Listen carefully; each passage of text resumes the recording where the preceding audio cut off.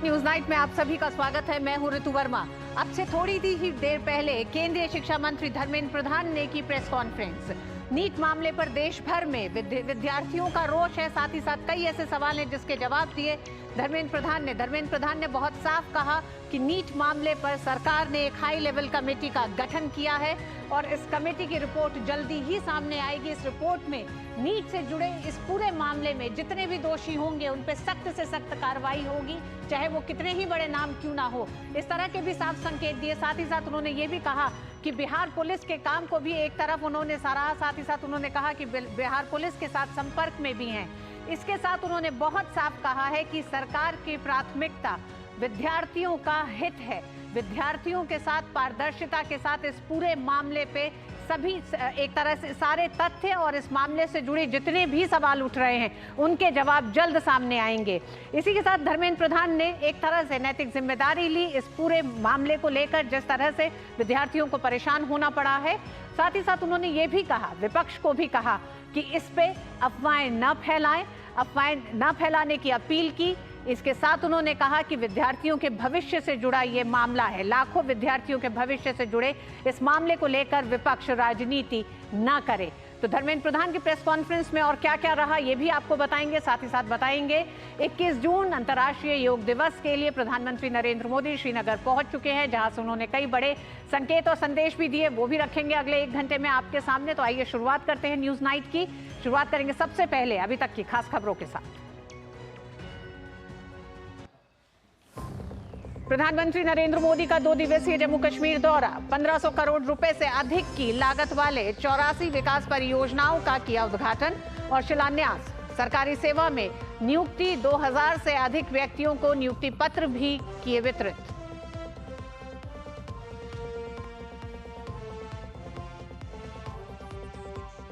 PM ने श्रीनगर में शेर कश्मीर इंटरनेशनल कॉन्फ्रेंस सेंटर में युवाओं का सशक्तिकरण, जम्मू कश्मीर में बदलाव कार्यक्रम में लिया हिस्सा। कश्मीर वासियों को भारी संख्या में मतदान के लिए दिया धन्यवाद। कहा, जमहूरियत को लेकर भरोसे से भरा है नौजवान।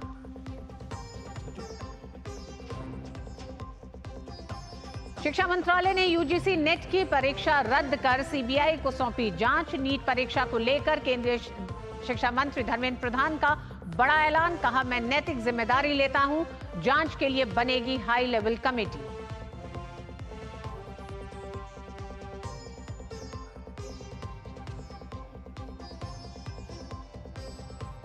कथित नीट पेपर लीक मामले पर गरमाई सियासत। बिहार के उप मुख्यमंत्री विजय सिन्हा बोले, तेजस्वी के इशारे पर हुआ पेपर लीक। वहीं मामले पर सुप्रीम कोर्ट में हुई सुनवाई। काउंसलिंग पर नहीं लगेगी रोक, अब 8 जुलाई को सुनवाई।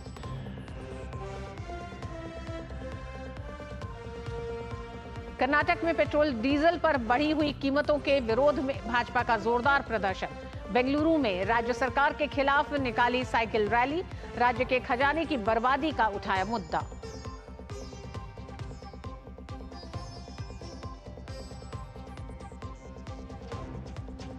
तमिलनाडु के कल्लाकुरिची में जहरीली शराब ने ली 35 लोगों की जान, कई अस्पताल में भर्ती। सीएम ने दिए सीबीसीआईडी की जांच के आदेश। भाजपा नेता के अन्नामलाई ने पीड़ितों से की मुलाकात, 1 लाख सहायता की घोषणा।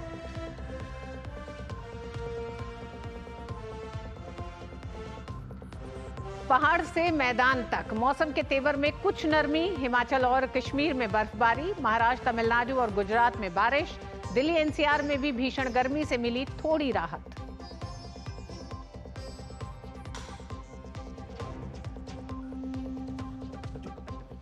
अंतर्राष्ट्रीय योग दिवस की जोर शोर से चल रही है तैयारी। देश विदेश में मची योग की धूम। 21 जून को श्रीनगर में आयोजित मुख्य समारोह में शामिल होंगे पीएम मोदी। सुरक्षा के पुख्ता इंतजाम।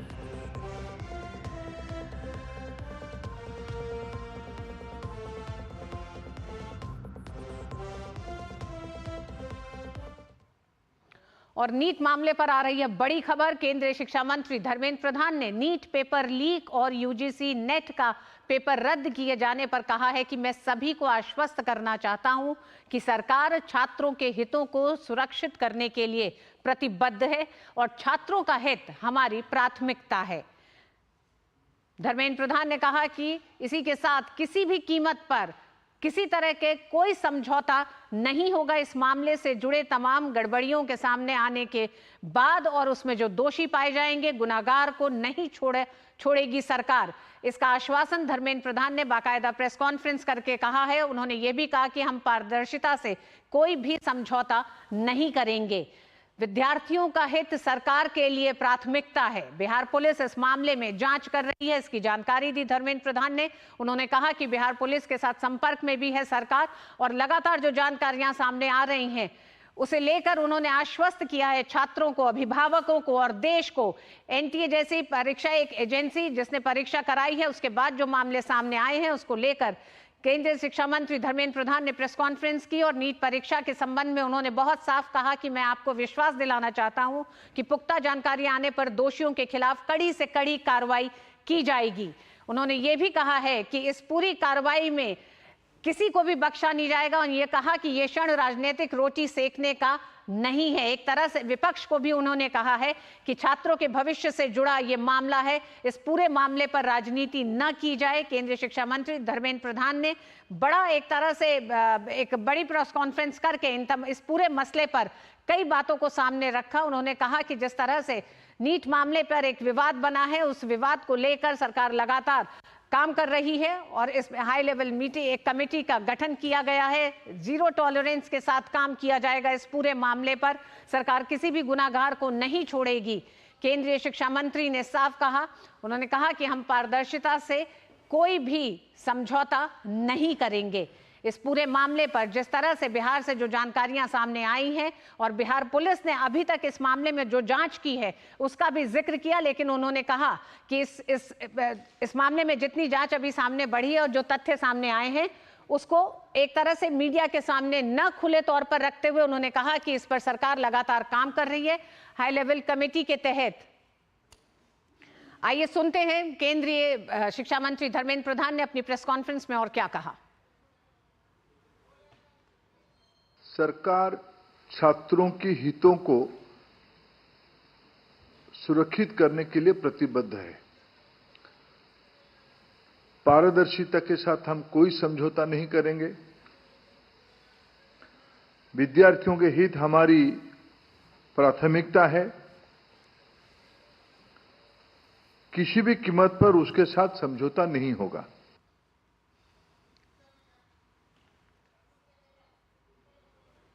केंद्रीय मंत्री धर्मेंद्र प्रधान ने बताया कि नीट पेपर लीक और यूजीसी नेट का पेपर रद्द मामले में एक उच्च स्तरीय कमेटी का गठन किया जाएगा जो इस मामले की जांच करेगी।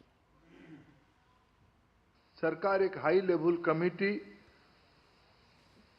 गठन करने जा रही है जो इस बार प्रकरण में एनटीए के संबंध में, मैंने पहले भी कहा है, एनटीए के संबंध में कई विषय सामने लाया है।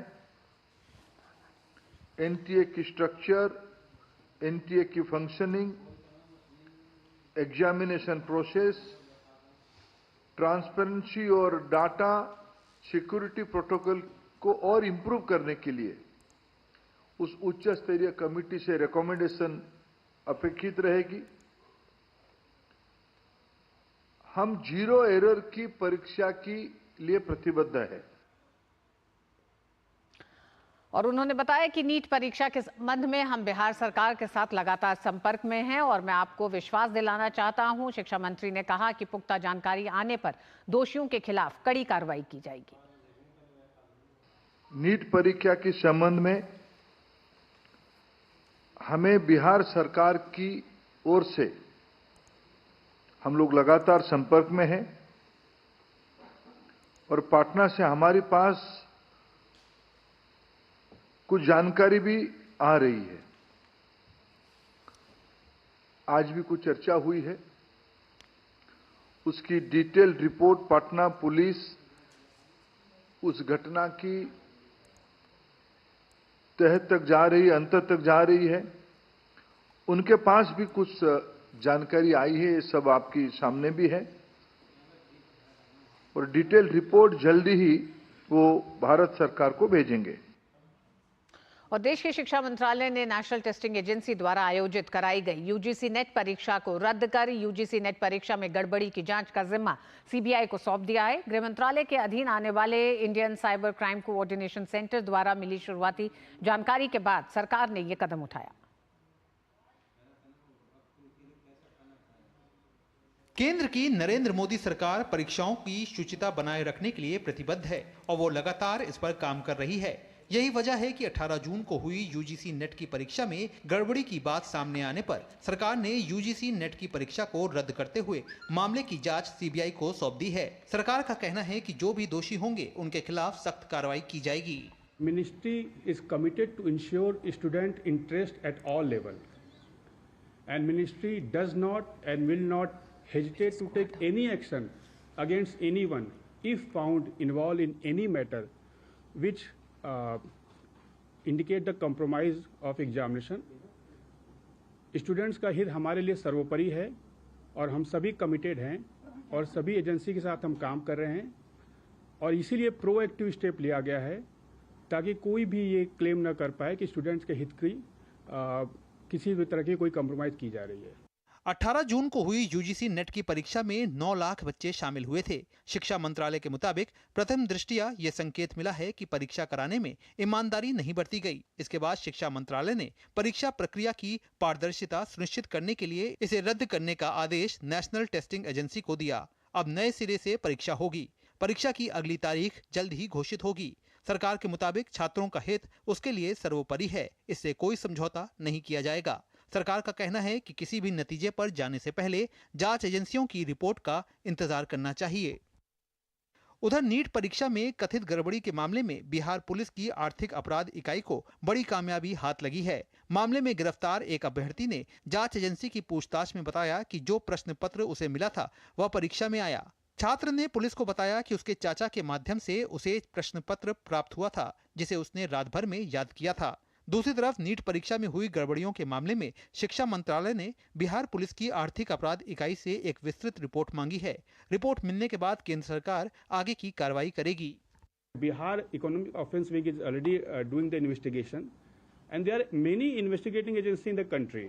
Many police agencies are there, many CIDs are there, premier national investigating agency है. So when Bihar is doing investigation, we are relying on their input and we have sought detailed input. काफी उन्होंने information मांगी है, NT ने share किया है. Ministry has also sought detailed information from them. Once we receive the detailed input from Bihar police, we will take action. उधर बिहार के deputy CM Vijay Sinha ने नीट परीक्षा गड़बड़ी मामले में प्रेस कॉन्फ्रेंस कर बड़ा खुलासा किया। उन्होंने आरोप लगाया कि मामले के आरोपी सिकंदर के लिए आरजेडी नेता तेजस्वी यादव के पीएस प्रीतम यादव ने ही पटना में गेस्ट हाउस बुक कराया था। विजय सिन्हा ने कहा कि प्रीतम यादव और आरोपी सिकंदर का आपस में संबंध है। विजय सिन्हा ने 1 मई को तेजस्वी यादव के पीएस प्रीतम यादव के मोबाइल नंबर पर गेस्ट हाउस बुकिंग के बारे में डिटेल जानकारी दी। 1 मई को तेजस्वी यादव के आप सचिव प्रीतम कुमार के मोबाइल नंबर से रात्रि 9:07 में पथ निर्माण विभाग में कार्यरत प्रदीप कुमार के मोबाइल नंबर पर NHI गेस्ट हाउस में सिकंदर कुमार यादवेंदु के लिए कमरे की बुकिंग कराने के लिए फोन आया था। उस दिन प्रदीप कुमार इस पर कोई संज्ञान नहीं लिया। इस बार पथ निर्माण विभाग में कार्यरत प्रदीप कुमार द्वारा NHI के गेस्ट हाउस में सिकंदर कुमार के नाम से बुकिंग के लिए पदस्थापित कनीय अभियंता को व्हाट्सएप पर मैसेज भेज दिया। बीजेपी के साथ ही उसके सहयोगी जेडीयू भी इस मामले में तेजस्वी यादव की भूमिका को लेकर हमलावर है।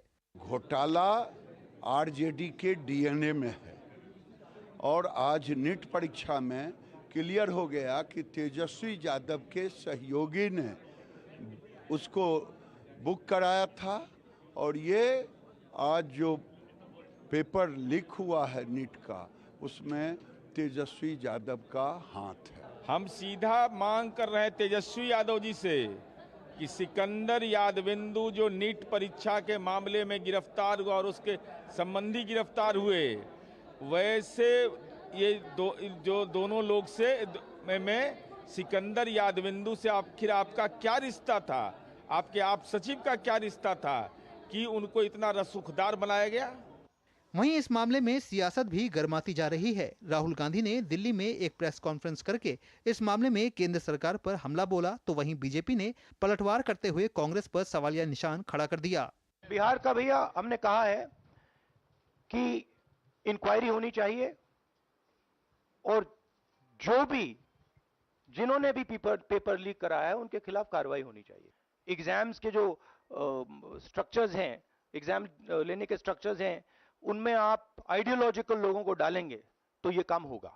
ये इसका सबसे बड़ा कारण BJP and its parent organisation ने जो कैप्चर किया है ये है। जब यह विषय न्यायालय के विचाराधीन है तो न्यायालय के विवेक से ऊपर अपना विवेक दिखाने का प्रयास करें, तो ये साफ साफ लगता है कि उन्हें लाखों छात्रों के भविष्य के साथ कुछ लेना देना नहीं है।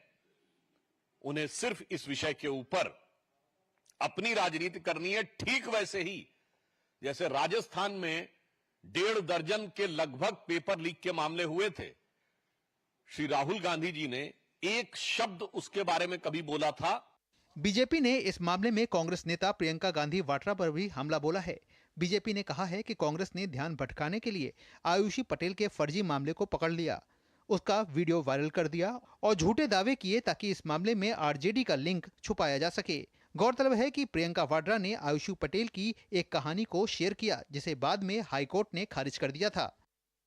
इस बीच ये पूरा मामला सुप्रीम कोर्ट के पास है। एनटीए की ओर से दायर 4 नई ट्रांसफर पिटीशन पर सुप्रीम कोर्ट ने हाई कोर्ट में याचिका दायर करने वाले याचिकाकर्ताओं को नोटिस जारी किया है। सुप्रीम कोर्ट 8 जुलाई को बाकी याचिकाओं के साथ ही इसकी सुनवाई करेगा। सुप्रीम कोर्ट ने हाई कोर्ट में चल रहे मामलों पर भी रोक लगा दी है। हालांकि परीक्षा की काउंसलिंग पर रोक की मांग को सुप्रीम कोर्ट ने फिर से ठुकरा दिया है। दिल्ली से निशांत सौरभ और विकास सारथी, शैलेंद्र मिश्रा और पटना ब्यूरो के साथ ब्यूरो रिपोर्ट, डीडी न्यूज। और इसी पूरे मामले पर आगे बढ़ते हुए आज का हमारा विशेष भी यही है, जीरो एरर परीक्षा सरकार की प्राथमिकता। चर्चा के लिए 2 मेहमान हमारे साथ जुड़ चुके हैं। प्रोफेसर प्रियव्रत आर्य, आप प्रोफेसर हैं दयाल सिंह कॉलेज से, बहुत बहुत स्वागत है आपका प्रोफेसर साहब। और हमारे साथ प्रोफेसर सुषमा यादव जी हैं, आप former member UGC and pro VC central university of Haryana. Sushma ji आपका भी बहुत बहुत स्वागत है।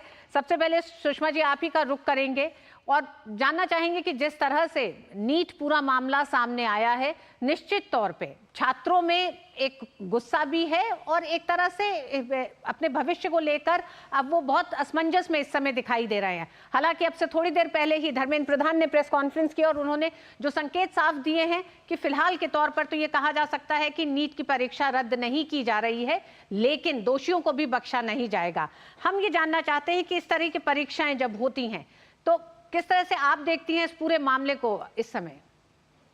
देखिए ऋतु जी, वैसे तो जब एनटीए नेशनल टेस्टिंग एजेंसी बनाई गई थी तो इसलिए बनाई गई थी कि बहुत तरह के एग्जाम्स बहुत तरह की एजेंसीज ले रही थी और उसमें अनेक, क्योंकि डाइवर्सिटी थी और बच्चों को हर रोज लगभग एक परीक्षा के लिए तैयारी करनी पड़ती थी, तो उस वैरायटी और डाइवर्सिटी को कम करने के लिए और बच्चों को एक प्रकार की परीक्षा एक ही बार देने के लिए नेशनल टेस्टिंग एजेंसी बनाई गई थी। और उसका उद्देश्य यही था कि सबसे पहले तो नेट शुरू किया था उन्होंने और साथ ही साथ फिर जीपैट, सीमैट, ये बहुत तरह की परीक्षाएं उसके बाद आई। पिछले वर्ष से सीयूईटी शुरू हुआ और उसका उद्देश्य यही था कि युवा को कम से कम भागदौड़ करनी पड़े, युवा को कम से कम असुविधाओं का सामना करना पड़े, क्योंकि हमारा युवा ही हमारे भविष्य की धाती है। भारत ऐसा भाग्यशाली देश है कि हमारे पास युवा धन है और उस युवा मन को असुविधाओं से बचाने के लिए नेट की परीक्षा, सीयूईटी की परीक्षा, जीमैट की परीक्षा, सीमैट की परीक्षा, फिर नीट की परीक्षा, फिर जेईई और JEE higher level etcetera etcetera, बहुत सारे ये प्रयास आरंभ किए गए और नेशनल टेस्टिंग एजेंसी यानी एनटीए की स्थापना की गई। और एनटीए का काम ही यही था कि वह इस प्रकार की अखिल भारतीय एग्जामिनेशन या परीक्षाएं करवाएगी जी। यहाँ तक कि, और मैं इससे जुड़ी रही हूँ इसलिए कह सकती हूँ कि यह संस्था बहुत ही सोच समझकर, सुलझकर और सुरक्षा के साथ काम करती है। बहुत प्रकार के चेक्स इसने बना रखे हैं उस पूरी प्रक्रिया में। और एनटीए जो काम करती है वह पेपर बनवाने से लेकर पेपर बंटवाने तक, और उसके बाद पेपर जांच करवाने, और उसके बाद फिर रिजल्ट को रिव्यू करने, और फिर रिजल्ट को अनाउंस करने। जी। ये एक बहुत विशाल प्रक्रिया है और बहुत ध्यान से बनाई गई प्रक्रिया है। इस तरह से काम किया गया था। इस बार आश्चर्य की बात है, क्योंकि मैं तो बड़े वर्षों से अनेक प्रकार की समितियों से जुड़ी रही हूँ जी। और प्रशंसा भी करती रही हूँ एनटीए की, लेकिन इस बार ये आश्चर्य की बात भी है। जी सुषमा जी, सुषमा जी, इस पे भी होगी बात कि क्यों जो एनटीए को लेकर लगातार जो सवाल उठ रहे हैं। हम जानते हैं कि एनटीए 2017 में एनटीए का गठन हुआ, 2018 में पहली परीक्षा कराई, और आज की तारीख में यानी कि अपने 7 साल के सफर में एनटीए इस समय 15 एक तरह से प्रवेश और फेलोशिप परीक्षाएं आयोजित कर रही है। हमारे साथ प्रोफेसर प्रियव्रत जी भी स्टूडियो में मौजूद हैं।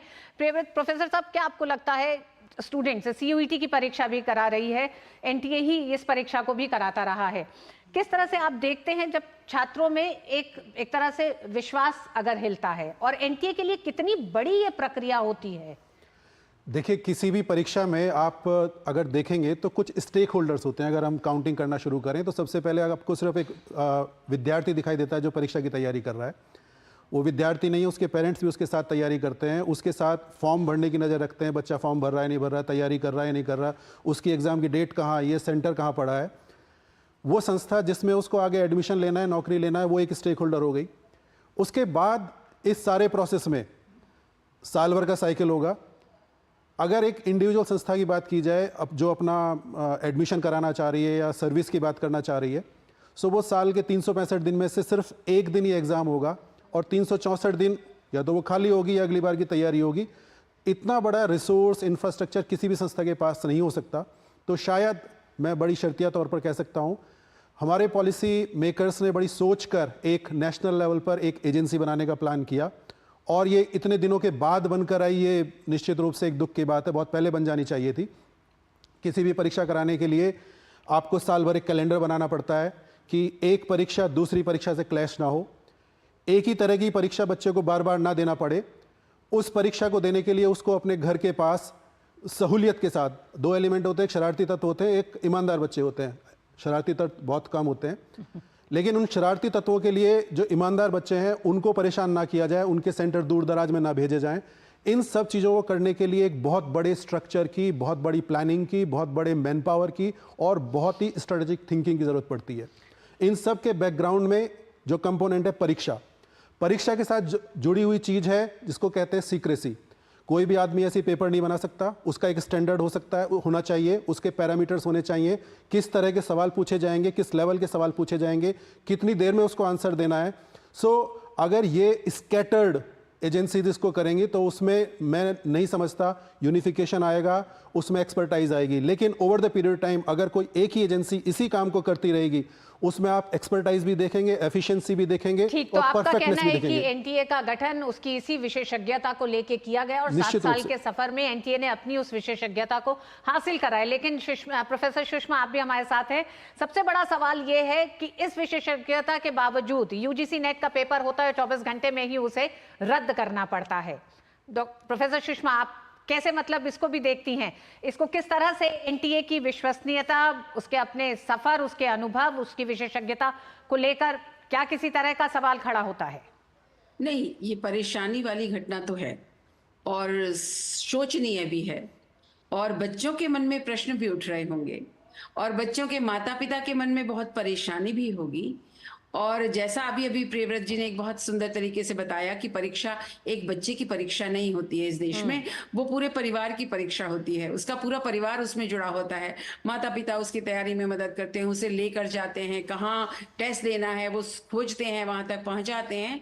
तो उनके सबके मन में भी यह परेशानी है।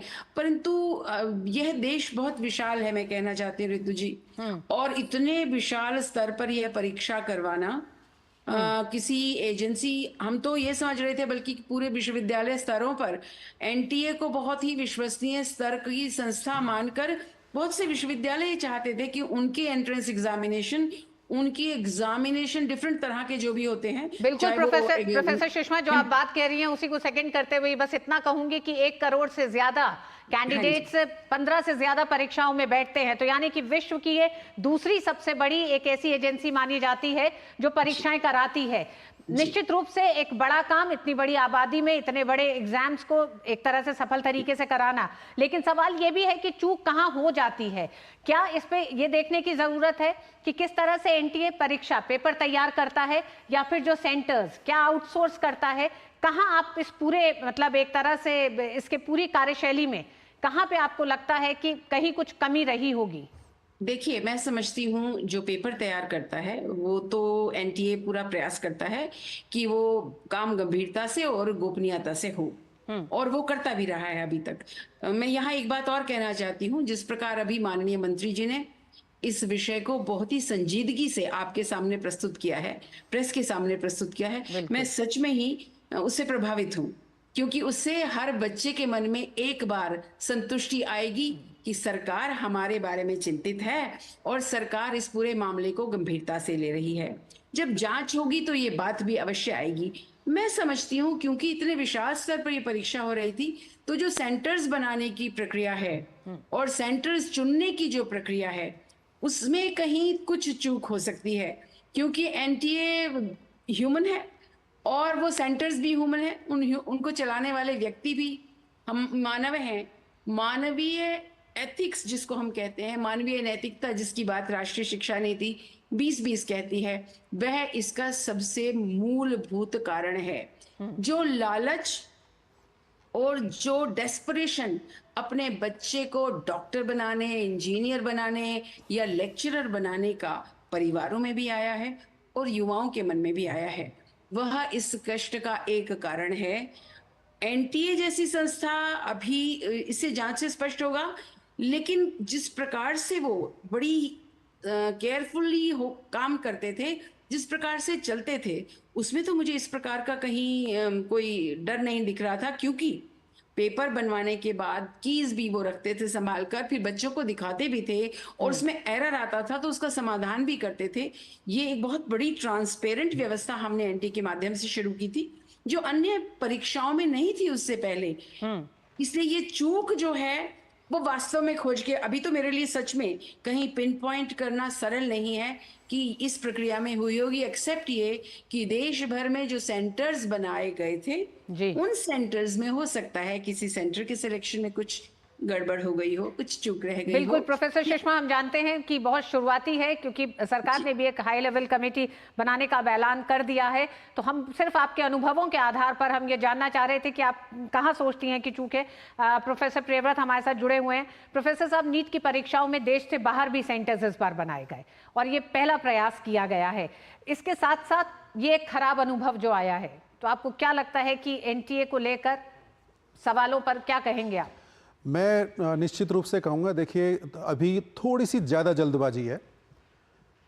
एक कहावत के साथ शुरू करूँगा, शक का इलाज हकीम लुकमान के पास भी नहीं है, जो कि मतलब आप इलाज के मामले में बहुत माहिर माने जाते हैं, उनके पास भी शक का इलाज नहीं है। अगर किसी एजेंसी के लेवल पर जितनी ट्रांसपेरेंसी, आप चाहें अपने आप देख लीजिएगा, मुझ पर विश्वास ना करिएगा, किसी भी एजेंसी के द्वारा कराई गई परीक्षा और उसके परिणाम के दौरान जो भी जानकारी जनता से साझी की जाती है, जितनी जानकारी एनटीए साझा कर रहा है शायद कोई नहीं करता।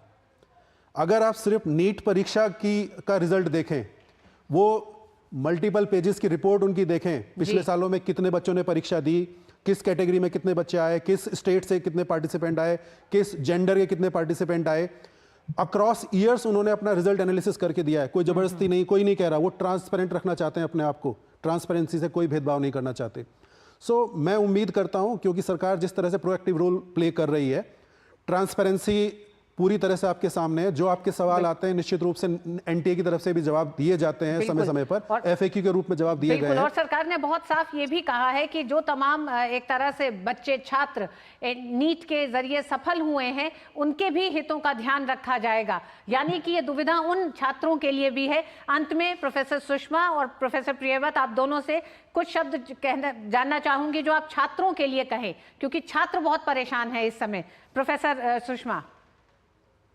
छात्रों से मैं सिर्फ ये कहना चाहती हूँ, जीवन परीक्षाओं से भरा हुआ है, एकमात्र परीक्षा ये नहीं होती। इस बार अगर ये सोच लेंगे, और हमारे माननीय प्रधानमंत्री अटल बिहारी वाजपेयी जी जो कहा करते थे कि जीवन के पथ पर जब हम चलते हैं, कर्तव्य पथ पर, तो हार और जीत मिलती है, और कभी इस प्रकार की आशंका भी सामने आती है या इस प्रकार का एक असुरक्षा की भावना भी आती है। लेकिन इनको if we take in our stride, चलते हुए हम उसका सामना करें, हो सकता है उन सब के लिए जो आने वाली परीक्षा है वो अधिक सफलता लेकर आए। इस परेशानी से बाहर निकलें, इस असुरक्षा से बाहर निकलें, और इस अनिर्णय की स्थिति को अब हमारे शिक्षा मंत्रालय ने लगभग सुलझा दिया है। बिल्कुल, शिक्षा मंत्री ने बहुत साफ कहा कि दोषियों को बिल्कुल बख्शा नहीं जाएगा, चाहे वो कितना ही बड़ा नाम क्यों ना हो। प्रोफेसर प्रियव्रत, क्या कहना चाहेंगे अंत में? सफलता का कोई शॉर्टकट नहीं होता, अपनी तैयारी हमेशा रखें, और जो भी जानकारी है निश्चित रूप से अफवाहों पर ध्यान ना दें। जो जानकारी जिस संस्था की वेबसाइट पर ऑथेंटिक सोर्स से आपको मिल सकती है, उसके अलावा कुछ दूसरा सच नहीं है। हमारा देश, हमारा संविधान आपको पूरी आज़ादी देता है अपना पक्ष रखने के लिए। एनटीए की बात करते हैं तो वो हर लेवल पर आपको ऑफर देते हैं, आपके पास अपॉर्चुनिटी है। अगर आपको कोई प्रश्न गलत लगता है, उसको चैलेंज करने का ऑफर आता, आपके पास ऑप्शन है। उसकी आंसर की चैलेंज करने का आपके पास ऑप्शन है। अगर आपकी कोई क्वेरी है, आपका कोई कंफ्यूजन है, वो रिप्रेजेंट करने का आपके पास चांस है। हमारे पास कोर्ट है जो गरीब से गरीब बच्चे के लिए पीआईएल का ऑप्शन खुला हुआ है। तो रास्ते बहुत हैं आपके लिए, सब लोग साथी अवेलेबल हैं।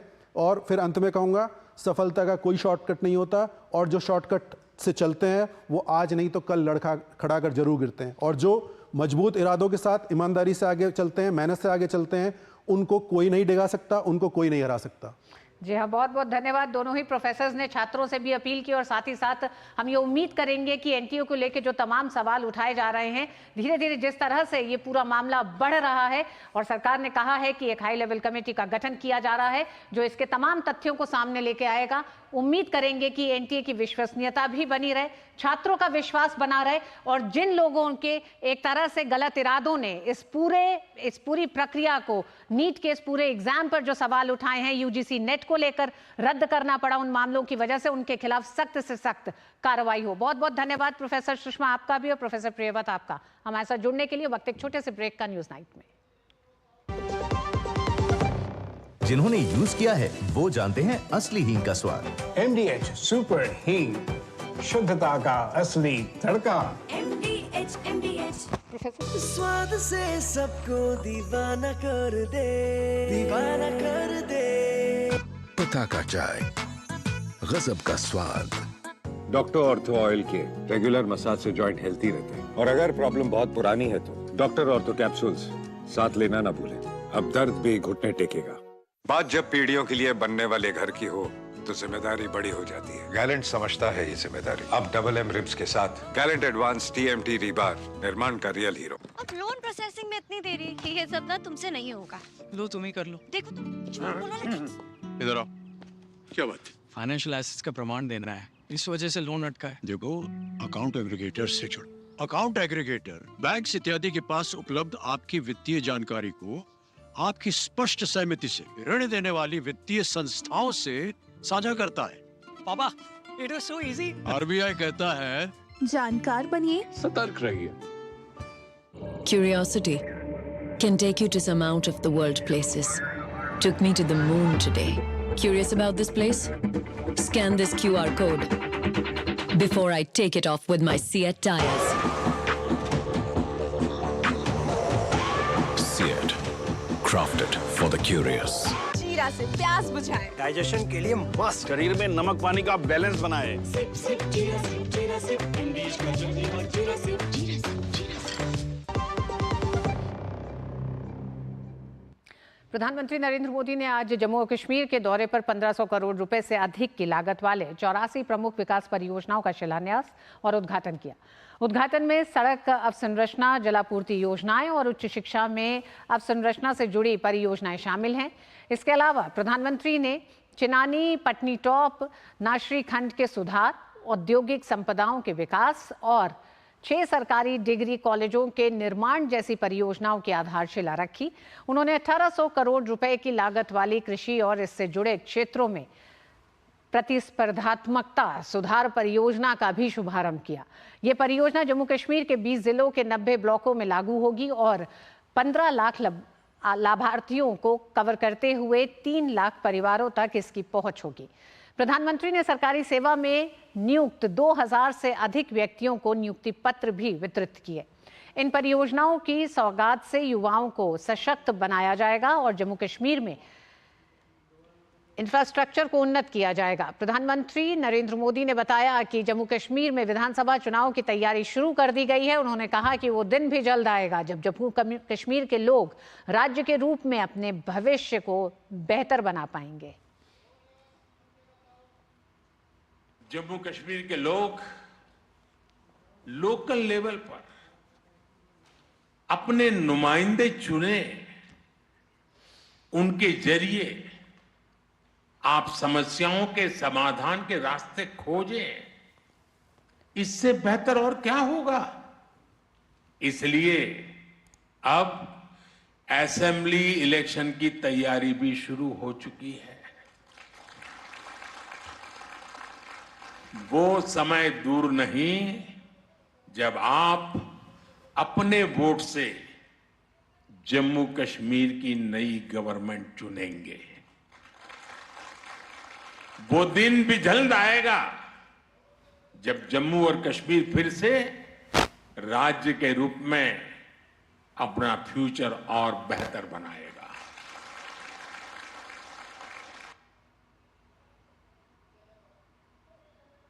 प्रधानमंत्री ने कहा कि जम्मू कश्मीर में आज सही मायने में भारत का संविधान लागू हुआ है और ये सब कुछ हो रहा है क्योंकि सबको बांटने वाली आर्टिकल 370 की दीवार अब गिर चुकी है।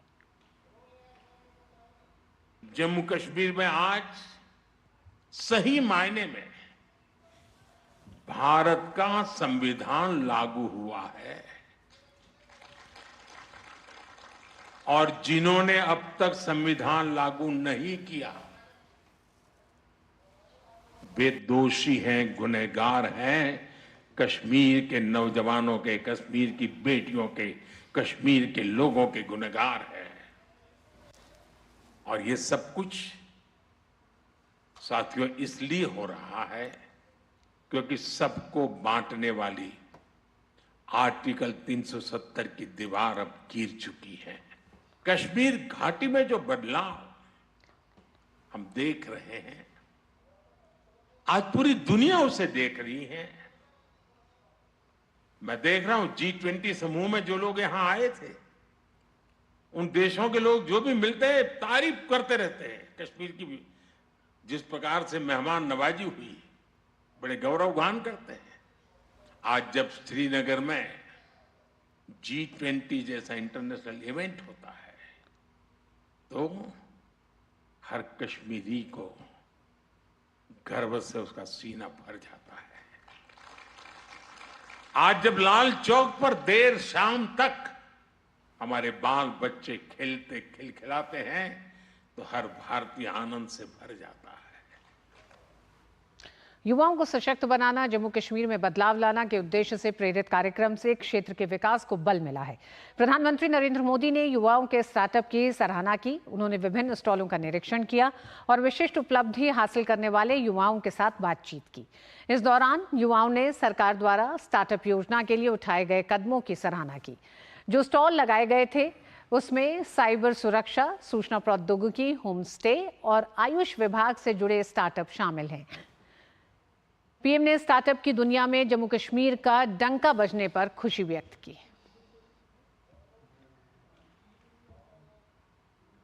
और वक्त एक छोटे से ब्रेक का है। ब्रेक के बाद होंगी कुछ और खबरें। देखते रहिए DD news.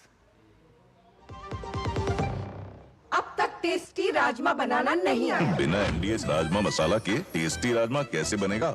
MDH rajma masala. क्या स्वादिष्ट राजमा बनाए। MDH। काफी टैलेंटेड है आपकी बेटी। सर बड़ी होकर इंडिया के लिए खेलना चाहती है। उसके फ्यूचर के लिए अभी से मैंने सेविंग भी स्टार्ट कर दी है। फ्यूचर की बात है तो सिर्फ उसे नहीं, आपको भी मैदान में उतरना पड़ेगा। मुझे? इनका मतलब है म्यूचुअल फंड्स के मैदान में। सिर्फ सेविंग्स नहीं, हर महीने म्यूचुअल फंड्स में भी इन्वेस्ट कीजिए। वरना आपकी बेटी तो बड़ी होगी। पर उसके लिए सेव किए हुए पैसे शायद उतने ही रह जाएंगे। सही है सर। म्यूचुअल फंड निवेश बाजार जोखिमों के अधीन है। योजना से जुड़े सभी दस्तावेजों को ध्यान से पढ़ें। Curiosity can take you to some out of the world places. Took me to the moon today. Curious about this place? Scan this QR code before I take it off with my Seat tires. Seat, crafted for the curious. ये doubt बहुत ही amazing चीज है, काम आसान कर देती है। अब जिस पे भी डाउट है वो तो ऑटोमेटिकली आउट है। लेकिन मुथूट फाइनेंस से गोल्ड लोन लेते हुए कोई डाउट नहीं है, क्योंकि यहाँ है पूरी ट्रांसपेरेंसी, 100% भरोसा और सुरक्षा। तभी तो मुथूट फाइनेंस है भरोसा इंडिया का, इंडिया का number 1 most trusted financial services brand. तो गोल्ड लोन लेने के लिए कॉल करें 1-800-313-1212। मैं क्या जी, सब जानते हैं, जहां दिखे मारियो, अपना समझ के खा लियो। स्वाद से सबको दीवाना कर दे, दीवाना कर दे। पता का चाय, गजब का स्वाद। योग व्यक्ति, परिवार, समाज, देश, विश्व और संपूर्ण मानवता को जोड़ता। देश देश का पथदर्शन, अंतर मन का नवसर्जन। विश्व एक परिवार ने योग को किया है बंधन। जन जन के जीवन का हिस्सा है योग। 21 जून 2024 को है 10वां अंतर्राष्ट्रीय योग दिवस। इस बार योग दिवस की थीम है स्वयं और समाज के लिए योग। आइए हर गांव, हर शहर में योग उत्सव मनाएं। इस वैश्विक अभियान को सफल बनाएं। कर्नाटक की कांग्रेस सरकार द्वारा पेट्रोल डीजल के दामों में बढ़ोतरी के विरोध में कर्नाटक में विपक्षी पार्टी बीजेपी ने साइकिल रैली निकाली।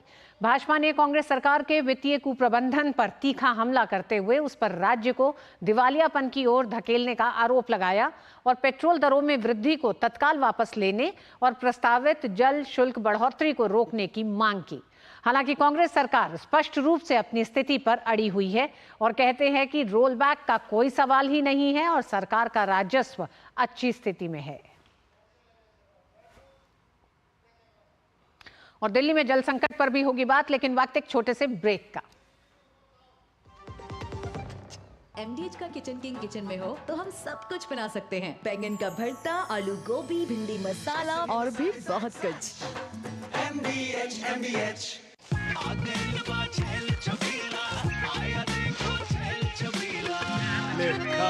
अच्छा भैया, मेरी गाय को भी अपने हाथों से चारा खिला दो। अरे खिलाई देते हैं। हमारी गाय भैया। क्या हो गया, पूरा का पूरा गांव यहाँ आ गया। अच्छा भैया, इसी हाथ से चारा खिलाते हो, तभी तो आपके गाय भैंसों की ब्याज सबसे ज्यादा है। अरे पगले, ये चमत्कार इस हाथ का नहीं, हाथ में जो कपिला पशु आहार है उसका है, जो पशुओं की सेहत अच्छी रखता है और ब्याज भी बढ़ाता है। ले जाओ।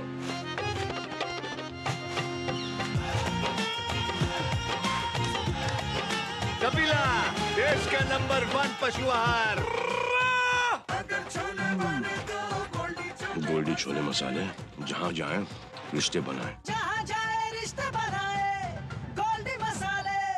बात जब पीढ़ियों के लिए बनने वाले घर की हो तो जिम्मेदारी बड़ी हो जाती है। गैलेंट समझता है ये जिम्मेदारी। अब डबल M रिब्स के साथ गैलेंट एडवांस TMT रीबार, निर्माण का real hero. Curiosity can take you to some out of the world places. Took me to the moon today. Curious about this place? Scan this QR code before I take it off with my Seat tires. Seat, crafted for the curious. और दिल्ली में गहराए जल संकट पर सियासत गर्म है। भीषण गर्मी के साथ ही दिल्ली में हर दिन और गंभीर होता जा रहा है पानी का संकट।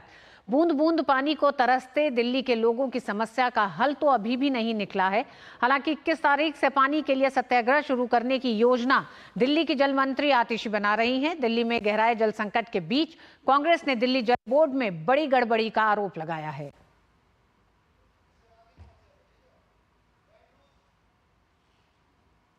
और वक्त एक छोटे से ब्रेक का है न्यूज नाइट में। पाव भाजी को फेवरेट बनाता है MDH पाव भाजी मसाला। MDH पाव भाजी मसाला। MDH बनाए पाव भाजी लाजवाब। बात जब पीढ़ियों के लिए बनने वाले घर की हो तो जिम्मेदारी बड़ी हो जाती है। गैलेंट समझता है ये जिम्मेदारी। अब डबल M रिब्स के साथ गैलेंट एडवांस TMT रीबार निर्माण का रियल हीरो। घुटना, कंधा या कमर, चाहे जैसा हो दर्द, डॉक्टर ऑर्थो आपको देता है दर्द से पूरी आजादी। ये कोई टेम्पररी पेन किलर नहीं, आयुर्वेदिक औषधि है। Curiosity can take you to some out of the world places. Took me to the moon today. Curious about this place? Scan this QR code before I take it off with my Seat tires. Seat, crafted for the curious. Goldy chole मसाले, जहाँ जाए रिश्ते बनाए। Sickle cell anaemia एक तरह की बीमारी है। यह आनुवंशिक बीमारी है, यानी माता पिता से उनके बच्चों में आती है। इससे रक्त कोशिका का आकार गोल न होकर हंसिया जैसा हो जाता है। साथ ही उसका लचीलापन खत्म हो जाता है, जिससे नसों में खून बहने से परेशानी होती है और शरीर में तेज दर्द होता है। खून की तुरंत जांच करवाएं और डॉक्टर द्वारा दी गई सलाह एवं दवा का सेवन करें।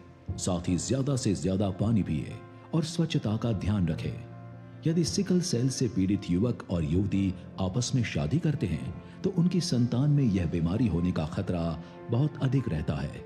इसलिए शादी से पहले लड़का और लड़की के खून की जांच जरूर करवाएं, ताकि इस बीमारी को आने वाली पीढ़ी में फैलने से रोका जा सके। आइए सिकल सेल एनीमिया बीमारी को जानें और इसे रोकें।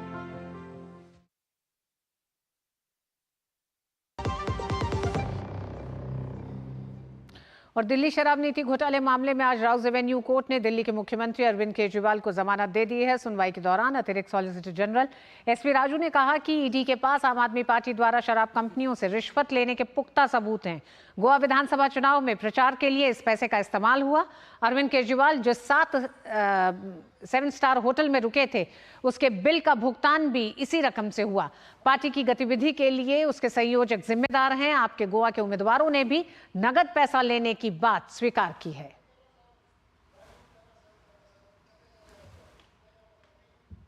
और न्यूज नाइट में आज बस इतना ही।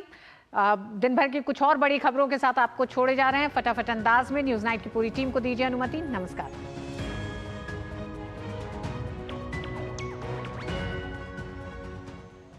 राष्ट्रपति द्रौपदी मुर्मू ने गुरुवार को दिल्ली में पंडित दीनदयाल उपाध्याय राष्ट्रीय शारीरिक दिव्यांगजन संस्थान का दौरा किया। राष्ट्रपति ने पंडित दीनदयाल उपाध्याय की प्रतिमा पर पुष्पांजलि अर्पित कर संस्थान में एक पौधा भी लगाया। राष्ट्रपति ने दिव्यांग बच्चों और उनके माता पिता के साथ बातचीत कर दिव्यांगजनों के सशक्तिकरण को प्राथमिकता देने के महत्व पर जोर दिया। बिहार में पटना हाईकोर्ट ने आरक्षण को 50% से बढ़ाकर 65% करने वाले कानून को रद्द कर दिया है। बिहार सरकार ने आरक्षण का दायरा बढ़ाकर 65% कर दिया था। पटना हाईकोर्ट ने SC, ST, EBC और अन्य पिछड़े वर्गों को 65% आरक्षण देने को चुनौती देने वाली याचिकाओं को स्वीकार करते हुए राज्य सरकार के कानून को रद्द कर दिया है। केंद्रीय गृह और सहकारिता मंत्री अमित शाह की अध्यक्षता में आवश्यक वस्तुओं की कीमतों की समीक्षा के लिए मंत्रियों की समिति की बैठक हुई। गेहूं के स्टॉक और मूल्यों की स्थिति पर विस्तृत विचार विमर्श किया गया। केंद्रीय वित्त मंत्री निर्मला सीतारमण ने आगामी आम बजट 2024-25 की तैयारियों के सिलसिले में उद्योग जगत के नेताओं और संघों के साथ तीसरे बजट पूर्व परामर्श की बैठक की। इस परामर्श बैठक में केंद्रीय वित्त राज्य मंत्री पंकज चौधरी, फाइनेंस सेक्रेटरी, राजस्व सचिव और आर्थिक मामलों के विभाग के सचिव बैठक में शामिल हुए। बीजेपी की वरिष्ठ नेता सुरमा पाड़ी को ओडिशा की 17वीं विधानसभा के निर्विरोध अध्यक्ष के रूप में चुना गया है। नयागढ़ जिले के रानपुर विधानसभा क्षेत्र से 2 बार की विधायक पाड़ी इस पद के लिए अकेली उम्मीदवार थीं। किसी अन्य उम्मीदवार के नहीं होने के कारण पाड़ी को निर्विरोध चुन लिया गया। जम्मू कश्मीर के हंदवाड़ा मुठभेड़ में सुरक्षा बलों ने 2 आतंकवादियों को मार गिराया है। सुरक्षा बलों को मिली सफलता के बाद कमांडर ब्रिगेडियर दीपक मोहन ने बताया कि मारे गए आतंकवादियों की पहचान उस्मान और उमर के रूप में हुई है, जो पाकिस्तानी मूल के थे और लश्कर-ए-तैयबा से जुड़े हुए थे। बीएसएफ और पंजाब पुलिस ने एक तलाशी अभियान में एक और पाकिस्तानी ड्रोन बरामद किया है। ये ड्रोन पंजाब के तरन तारन जिले के मस्तगढ़ गांव में बरामद हुआ। पिछले 24 घंटों में बीएसएफ द्वारा यह तीसरा ड्रोन बरामद किया गया है। इस ड्रोन की पहचान चीन निर्मित DJI मैट्रिक्स 300 RTK के रूप में हुई है।